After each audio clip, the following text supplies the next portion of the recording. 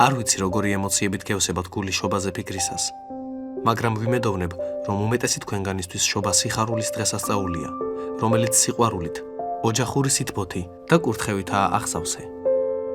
ყოველ წელს მთელი ოჯახი ვიკრიბებით და განსაკუთრებულ სადილ ვახშამს ვაწყობთ. ვუყურებთ კლასიკურ საშობაო ფილმებს, საჩუქრებს უძღვნით ერთმანეთს და სხვადასხვა ისტორიას ვუყვებით. აღვნიშნოთ იმას, რომ იესო ქრისტე ჩვენი გულისათვის მოვიდა ამ ქვეყნად. ყოველ წელს ღმერთს მადლობას ვუხდი იმისათვის, რომ მაქვს შესაძლებლობა დავივიწყო პრობლემები და დღესასწაულებისას დავტკბე ოჯახთან ერთად გატარებული დროით.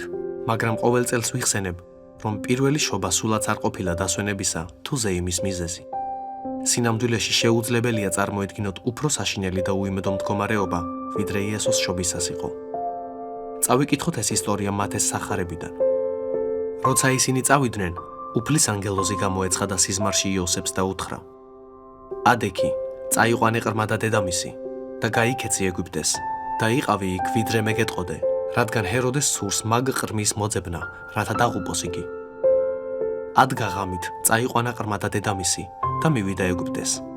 და იქ იყო ჰეროდეს სიკვდილამდე, რათა აღსრულებულიყო უფლის ნათქვამი წინასწარმეტყველის მიერ, რომელიც ამბობს: ეგვიპტიდან მოვუხმე ჩემს ძეს. ძალიან განრისხდა ჰეროდე, როცა ნახა, რომ გააწმილეს მოკვებმა. მიავლინა და მოაკვლევინა ყოველი ყრმა 2 წლისა და იმაზე უმცროსები ბეთლემში და მთელ მის სანახებში, იმ დროის მიხედვით, როგორც მოგვთაგან გამოიძია. მაშინ აღსრულდა წინასწარმეტყველი იერემიას მიერ ნათქვამი, რომელიც ამბობს: ხმა გაისმა რამაში, ტირილი და დიდი გოდება, რახელი დასტირის თავის შვილებს და არ სურს თავი ინუგეშოს, ვინაიდან აღარ არიან ისინი. მათეს სახარების მეორე თავის მე-13-მე-18 მუხლები. თუ ბავშვობაში საკვირაო სკოლაში დადიოდით და ბიბლიური ისტორიები თქვენი ცხოვრების ჩვეული შემადგენელი ნაწილი გახდათ, მადლობა ღმერთს ამისთვის. ეს მონათხრობი შეიძლება ძალიან ჩვეულებრივად და მოსაწყენად მოგეჩვენოთ. მაგრამ მე მაინც ვიმედოვნებ, რომ ასე აღარასოდეს იქნება თქვენთვის. მინდა მოგიწოდოთ იმისკენ, რომ ხელახლა გადახედოთ ამ თავზარდამცემ საშობაო სცენარს. არა იმისათვის, რომ დადარდიანდეთ, არამედ იმისათვის, რომ გაიფართოოთ თვალსაწიერი იესო ქრისტეს შობის არსთან დაკავშირებით. როგორც ხედავთ, იესო ქრისტე კომფორტსა და ფუფუნებაში არ დაბადებულა. რა თქმა უნდა, ყველამ ვიცით ამის შესახებ, მაგრამ მოდით დავფიქრდეთ იმაზე, რას წარმოადგენს ეს ისტორია. მთელი ცხოვრება, დასაწყისიდან დასასრულამდე, სიკვდილამდე, ძალადობრივ, სასტიკ, ტანჯველ სიკვდილამდე, იესოს გამოდმებით დევნიდნენ. ვფიქრობ, ასეთ ცხოვრებისეულ მოწოდებას ნაკლებად ისურვებდა რომელიმე ჩვენგანი.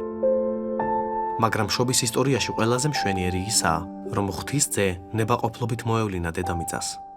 მოვიდა იქ, სადაც ჩვეულებრივი ამბავია ისეთი წარმოუდგენელი რაღაცები, როგორებიცაა ძალადობა და უსამართლობა. ნებაყოფლობით მოვიდა. ახალშობილი იესო გადაურჩა ჰეროდეს მიერ გამოტანილ სასიკვდილო განაჩენს. მაგრამ მეფის განაჩენის სიკვდილით დასჯის შესახებ მაინც წამოეწია მას. უფალი იესოს სასტიკი, სისხლის მღვრელი, საშინელი სიკვდილი მოელოდა უმართლო ადამიანთა ხელიდან. ამრიგად, როცა სადღესასწაულო სუფრას შემოუსხდებით და თქვენ სახლობლებთან ერთად იმხიარულებთ მორთულ მოკაზმული ნაძვისხის გვერდით, ნუ მისცემთ თავს უფლებას, რომ დაივიწყოთ ის საშინელება და ძალადობა, რომლითაც დაიწყო და დასრულა შობის ისტორია. ისტორია ბავშვების თავზარდამცემი ამოწყვეტით იწყება და ღვთის ძის ძალადობრივი სიკვდილით მთავრდება. ბავშვების დახოცვა ასახავს იმას, რამდენად ესაჭიროება ქვეყნიერებას მადლი, ხოლო ქრისტეს მოკლა აღნიშნავს იმ წუთს, როცა ეს მადლი მიეცათ ადამიანებს. შეხედეთ ბაგას, რომელშიც ჩვილი წევს და რომელიც ახალი სიცოცხლის დაწყებას აღნიშნავს. და შეეცადეთ დაინახოთ ის, რომელიც მოვიდა იმისათვის, რომ მომკვდარიყო. ყური დაუგდეთ ანგელოზთა გალობას და შეახსენეთ საკუთარ თავს, რომ მისი სიკვდილი იყო ერთადერთი საშუალება იმისათვის, რომ ღმერთს ჩვენთვის მშვიდობა მოეცა. შეხედეთ თქვენს ნაძვის ხეს და იფიქრეთ სხვა ხის შესახებ, რომელიც მბრწყინავი სათამაშოებით კი არ იყო მორთული, არამედ თავად უფლის სისხლით იყო შესრული. შობის დღესასწაულის დროს გახსოვდეთ, რომ გზა ამ დღესასწაულამდე გახდათ სიკვდილი იმისა, ვის დაბადებასაც აღნიშნავთ და იყავით განსაკუთრებულად მადლიერნი ამისათვის.